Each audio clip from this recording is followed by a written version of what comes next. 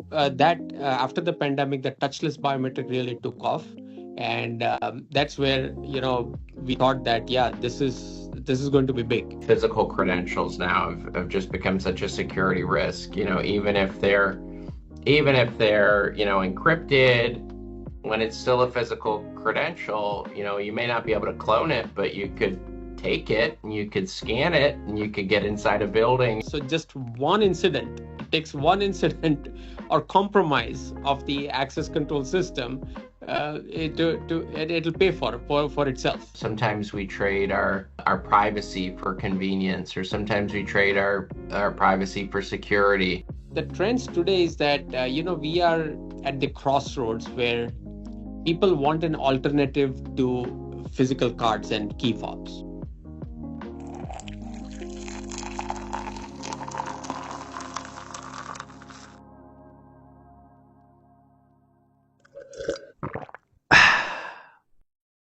Hello and welcome to a special edition of Coffee Break with Jake. Today I'm joined by Manish, the founder and president of ZK Teco USA. And Manish, I'm so glad to have you here today.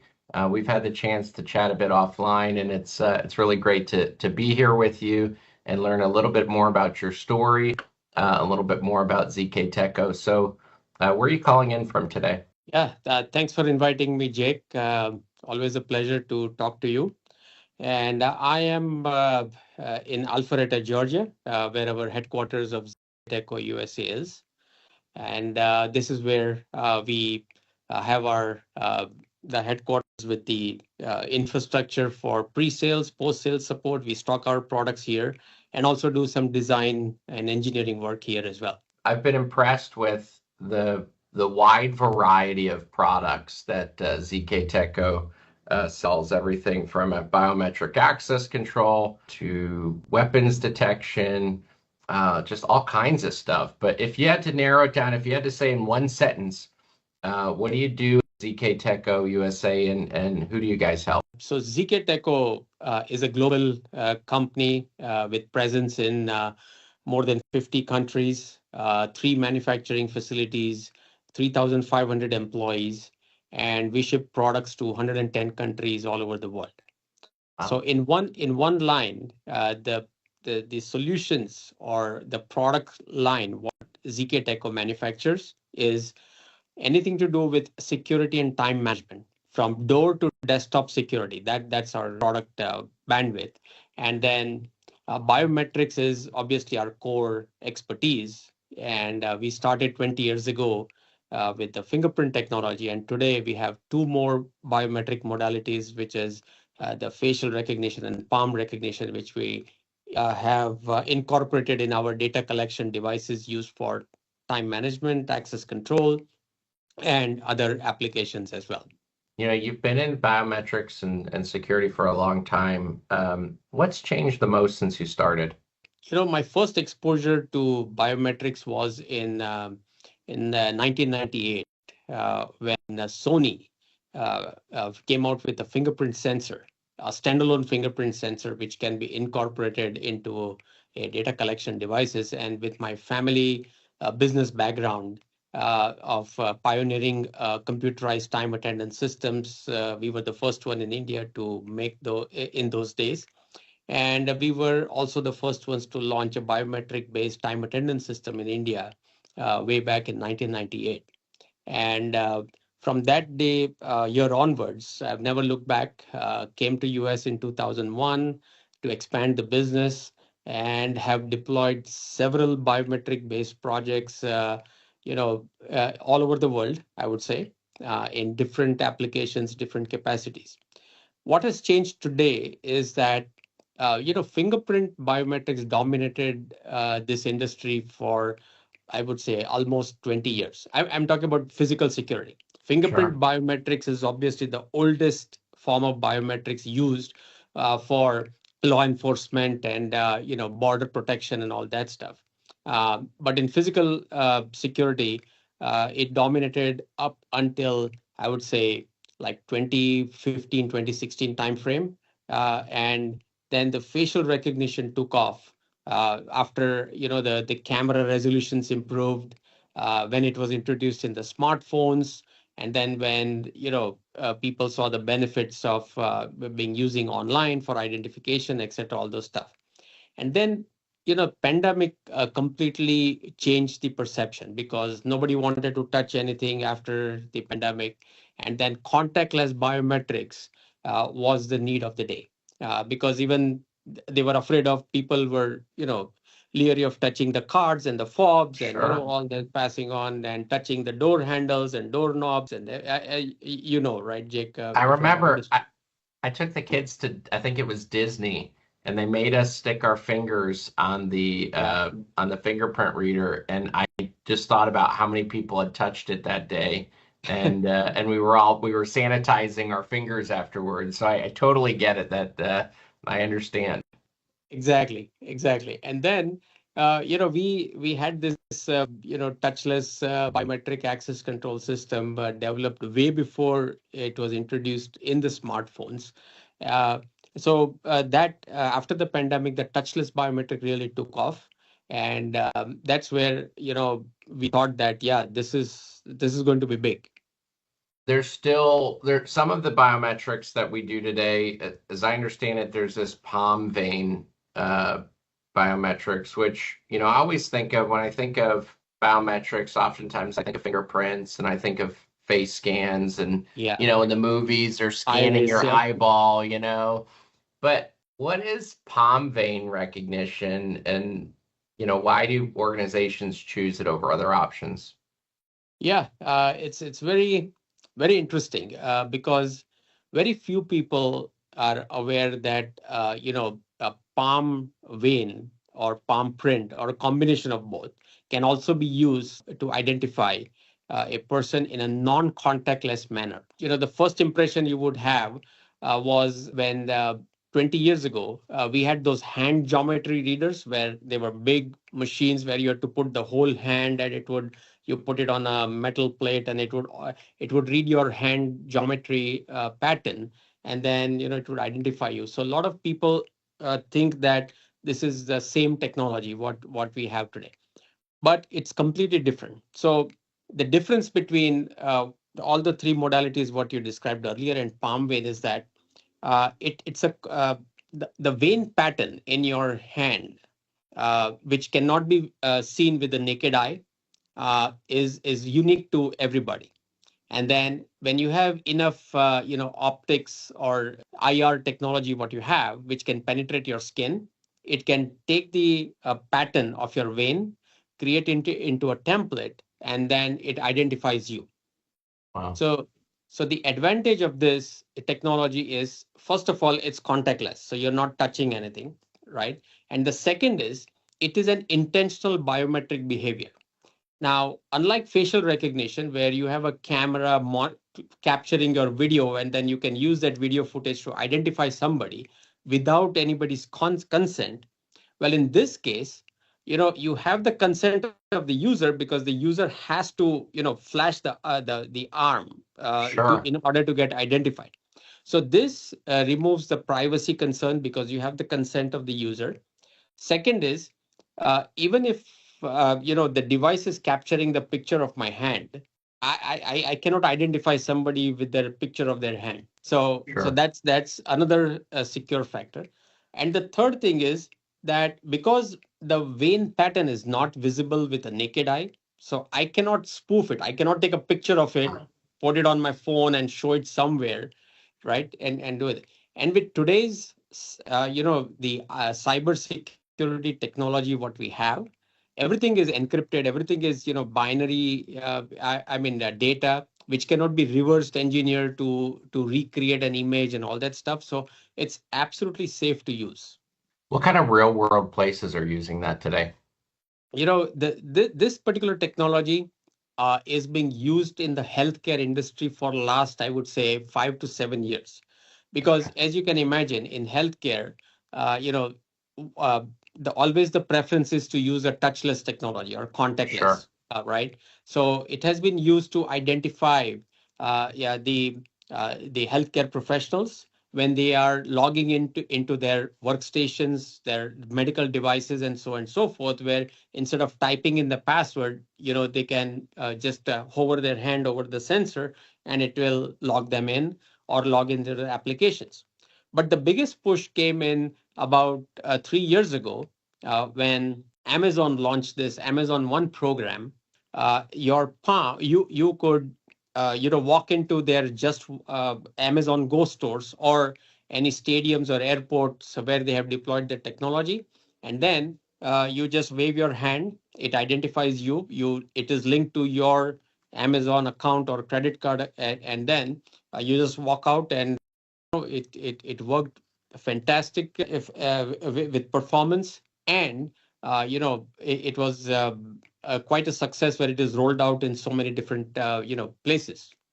As I think about that, it's not just about security there, it's about convenience, right? But as we're talking about some of this technology, I think, people think about, okay, sometimes we trade our privacy for convenience, or sometimes we trade our privacy for security.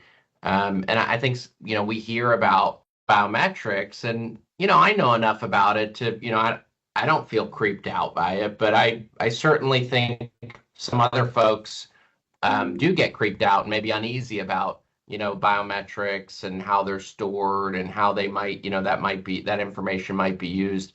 What do you say to help those types of folks feel more comfortable? This is a very big, I would say, misconception or assumption which the world has. I'm not talking about just here in our country, but if you go in Asia, or if you go even in certain parts of Middle East and Africa, the use of biometric technology there and the advantages what they are reaping the benefits out of that is just enormous. We are just slow to adopt here, and because of these reasons. Now, when was do you even remember when the biometric technology was introduced in the smartphones, No. right? But so today, any smartphone people buy, it's already biometrically enabled, right? You are unlocking your Sure. phone every day, right?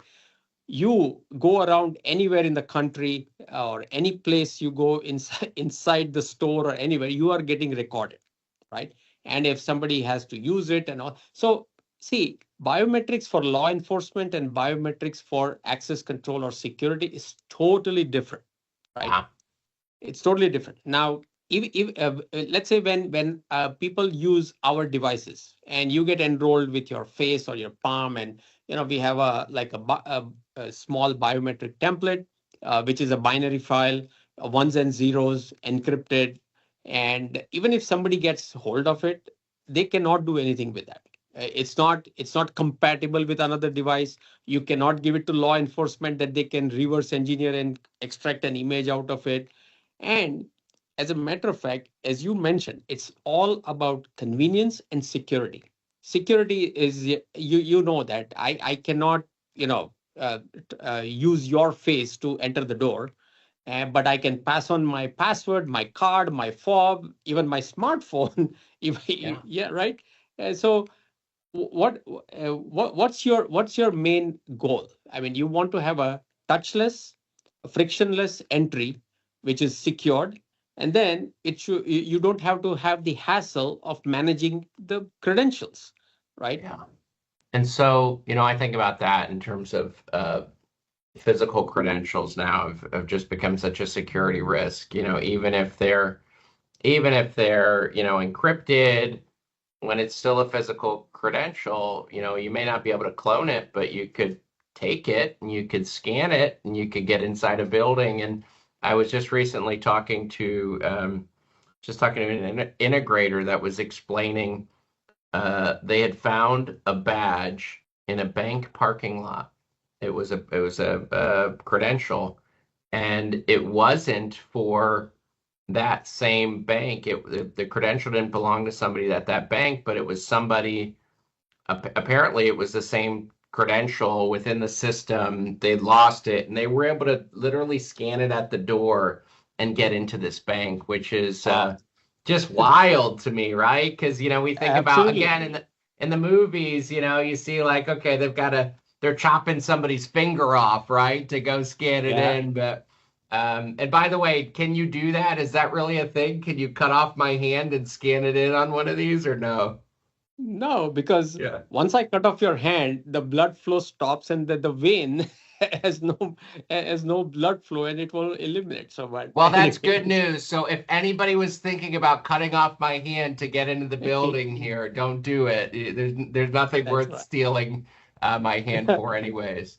So what Correct. about, a company that might be introducing this kind of technology, and all of a sudden it's new for their employees. And I say it's new, but I think you make a really good point earlier when you talk about everybody having it already on their phone, right? They've Yeah. already got biometrics on their phone. But I imagine in some cases, with any kind of change, there can be pushback from maybe employees with the new technology. What do you think the right way to introduce it? If a big enterprise customers wanted to roll this out to all their offices or facilities, what's the right way to introduce it so they don't get that pushback? Very good question. And I always give the example, Jake, of you know, how many people have enrolled in TSA pre-check and clear now, right? Sure. They have taken your finger, iris, all that biometrics, and now you are seeing the rewards of that, right? You don't have to wait in long lines. You get faster to your gate, and have you heard that any of those database was hacked or anything, or was misused or anything like that? Nothing, right? So the Right. same way, same thing.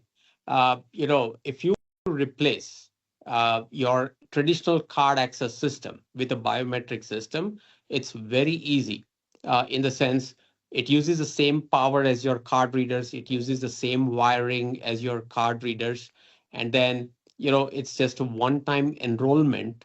Which can be done in a very secured way, either on a computer or on the reader itself. And then that's about it, and then from the back end you can manage everybody's access and all that stuff. So it is not cost prohibitive. It is the change management is very minimal because you are associating their biometrics with the same badge number what they had, so you don't have to redo the entire database and all that stuff. As I said, once the employees start practice it like maybe one or two times. I mean, it's like walking in front of the door or waving your hand in front of the Sure. door. It's going to open. And I'll give you an example. We have one installation in Houston, Texas, where they have about not about, but they have 13,000 employees, and they replaced 650 card readers with biometric readers and are using it since last 4 years. And you can Wow. imagine the benefit what they are seeing today. It's a huge facility. That's just one of the many examples what I can give you. So what would you say, like, and that sounds like a really successful, use case and case study there. What would you say the biggest mistake companies make when they roll this out? Is it I would assume that there's probably some scenarios where they have legacy technology, and then they're trying to add this on. What would you say the biggest mistake they might make, maybe moving to biometrics might be? Yeah, there are I think a few parameters which they need to consider before they implement this. So first is educate their user population, right? That this is safe. It's not invading their privacy. Nobody has access to their data or anything like that, which is going to compromise their identity or can be misused and all that stuff, right? Second is there are enough guidelines in place. Yeah, through SIA we have done a good job of creating certain I would say documentation for taking the consent of the users. I'm on the IPTAP committee of SIA, Okay. and and then the third thing is not all biometric modalities works everywhere. So let's say you want to install something outdoors. and there's going to be bright sunlight or it's going to be pitch dark, right? Sure. Now, certain facial recognition technology won't work, right? So you have to, make sure that, your lighting conditions are proper and all those kind of things. Second thing is, if you have a user population which is going to, rotate, or there's a big change, every week or every month, well, and if you have an enrollment policy where somebody has to come to the security office, make sure that that office is equipped to enroll people in all three shifts, on the weekends Sure. and stuff like that, right? And then the other thing is, cost of installation is the same whether you have a card access system or you have a biometric system. So that's the biggest misconception people have. And the other thing is, you want to make sure that the computer or the cloud platform where you're running this, make sure that it has all the security, compliances, as far as the database security is concerned, multi-factor authentication and all that stuff, so that nobody can, question you that my data was compromised and all those stuff.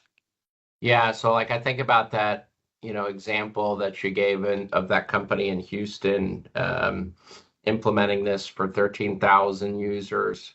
Day one, all those 13,000 users aren't enrolled in the system.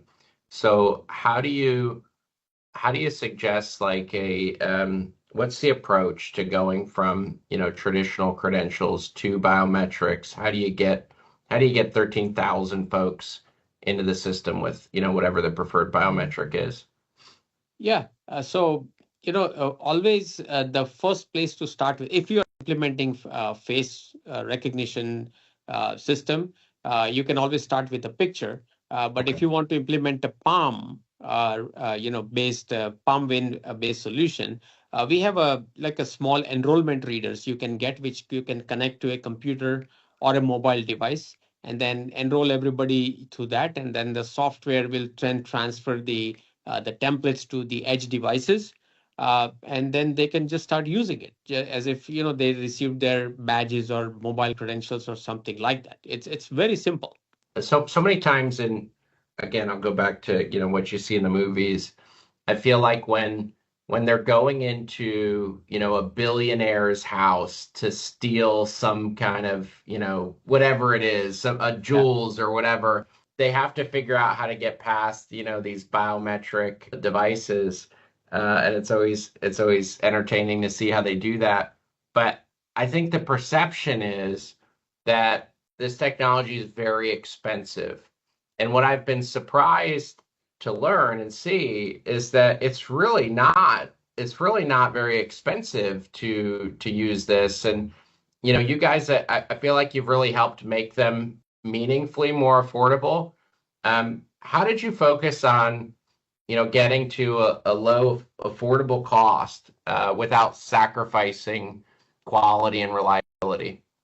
Yeah, sure. So, Jake, that's a very good question, and I answer this question at least 10 times a day, as you can imagine. But the biggest advantage what we have is that our economies of scale, because we sell products all over the world, and we incorporate biometric technologies in various different solutions, not just access control readers. Our time management is a very big portion of it, and the adoption of biometrics in that part of the industry or that industry is much more than access control. And we also make those USB devices for identity management and single sign-on. So we use the same biometric technology into all of these products, and because of economies of scale and because of our volume purchase, we are able to make it really affordable. And that's our I would say secret. And then with the distributed manufacturing in three countries, and the fourth one, our factory in US is about to be commissioned in next 6 months, we have a very good handle on the supply chain. And that's the reason why we are able to make it so affordable. So aside from price, what do you think Yeah. people should look at when they're shopping for biometric solutions? I would say look at the total cost of ownership, and also I would say keep in mind that you might be investing same or a little bit more today on biometric technology, but the benefits are tremendous. I'll give an example. You can find a $300 time clock with a fingerprint sensor today, right? And then if you have 25, 30, 50 employees, they clock in and out. And then imagine, if it saves even 5% on their payroll cost on body punching or ghost punching and all that stuff, the return on investment is no brainer, right? Sure. Same thing as you mentioned, that somebody found a bank card in the parking lot and they were able to open the door. So just one incident, it takes one incident or compromise of the access control system, and it'll pay for itself. You mentioned it. You asked me when they rolled out, if I could remember when they rolled out biometrics on the iPhone, and I couldn't answer it because I didn't realize when it had happened. At some point it happened, and I immediately accepted it because it was on That's it. my iPhone. But That's true. and it's just amazing how things can, kind of change and so suddenly be adopted.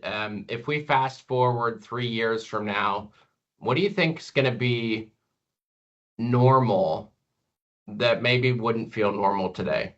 Yeah, I mean, we have been always used to see a card reader at the door, right? Yeah. And then you flash your card, and then on that same door, if it's an outside door, you will find a second device, which is an intercom or a doorbell.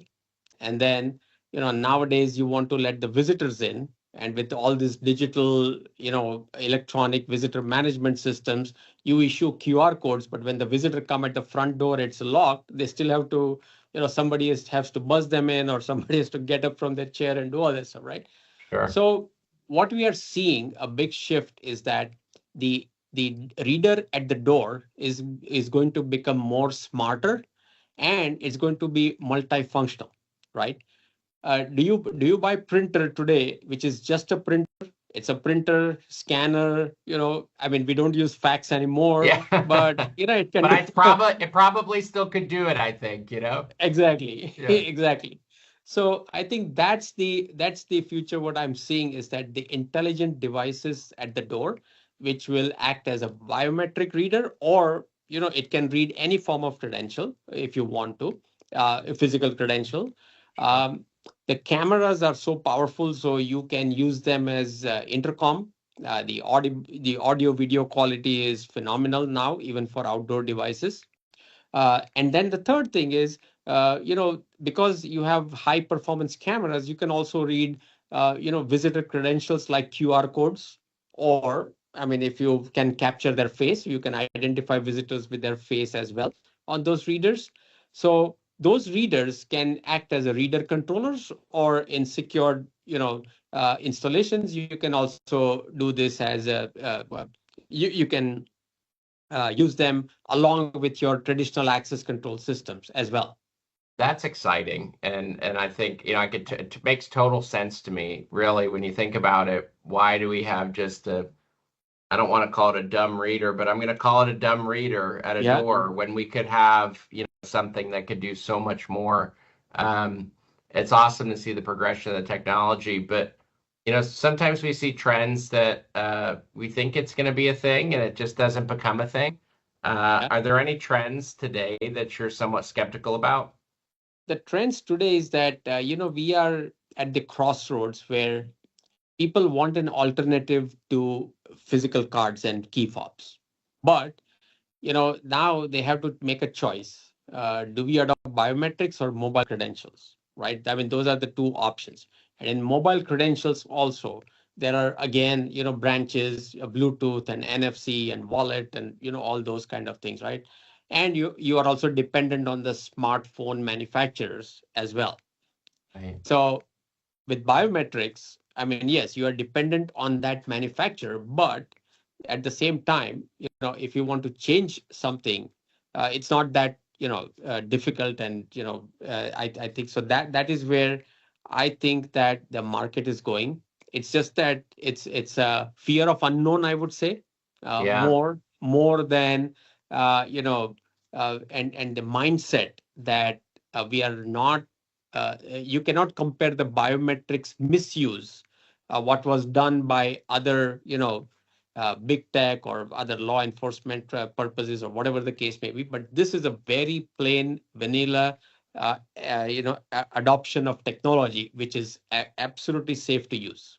Yeah, it's interesting to me, when you explain it like that, I think everybody in the industry has realized that traditional procs, credentials are not secure. And you see all these videos where, they're cloning their credentials, Yeah, and so the industry's response has been, well, we need more secure physical credentials. We need encrypted physical credentials, proprietary keys, right. or we need mobile credentials. And I feel like just during our conversation here, I've had a little bit of an epiphany. It makes a lot of sense, right? What you're saying, if we would just kind of lean into biometrics, it wouldn't matter as much. I mean, I think about I had a call on Monday with a manufacturer. We were talking about mobile credentials, and they're a great company and all that. Yeah, But what he explained was that when the user has to replace their phone, or when the user does replace their phone, the phone. because we know that people replace their phones very frequently now, they have to issue a whole new mobile credential, right? That's And right. so when you have 13,000 employees, man, Yeah, like that's every time one of those folks gets a new phone, you're replacing physical credentials or mobile credentials, or if you have employee turnover, you're replacing physical credentials, or somebody loses it, you're replacing physical credentials. And so, the more you kind of explain the opportunity with biometrics, I'm certainly starting to have the wheels turn here. So if you had, let's say, to a security systems integrator that was considering kind of leaning into biometrics, what would your best advice be to them? my best advice would be promote this technology or sell on the value, the total cost of ownership. As you just mentioned, right, that if somebody switches their phones and now you have to issue a new mobile credentials, they are not calculating, or there is no study which calculates what's the hidden cost of administration, right? I have a study where why biometrics in healthcare for identity management is so popular, because a single password reset costs company anywhere from $80 to $100. Just a reset, a call to tech support, I forgot my password and now need to reset and all that stuff, right? The message to our integrator community would be sell on the value of the technology, sell on the benefits. There are enough benefits now which they can highlight about this technology. And the third thing is it's not cost prohibitive, right? You mentioned about security and secured credentials and all that. The templates are secured, and now with the introduction of OSDP protocol, even their communication from the reader to the panel, if you have to use a panel, is also secured. Hmm. And if you want to take one step further, there are technologies which will be introduced in near future, where the biometrics can be stored on a decentralized platform, cannot be hacked. Nobody can hack a single database and get hold of the biometric templates if they're worried about, and all those stuff. So there are many benefits of using this technology in today's world. Awesome. Well, Manish, thank you so much for spending some time with me here today to talk about biometrics. If you're listening to this and you'd like to learn more about how you can add biometric solutions to the access control systems that you're offering today, reach out to one of your SS&SI reps, connect with me on LinkedIn, or reach out, and we'd love to talk to you more. Manish, any closing words or advice that you'd like to give folks before we go? Oh, thanks, Jake, for having me today. It was wonderful chatting with you. And yeah, I mean, if anybody wants to learn more, please, I'm always available on LinkedIn. Feel free to reach out to me. And we are just a phone call or an email away. Thank you so much, Manish.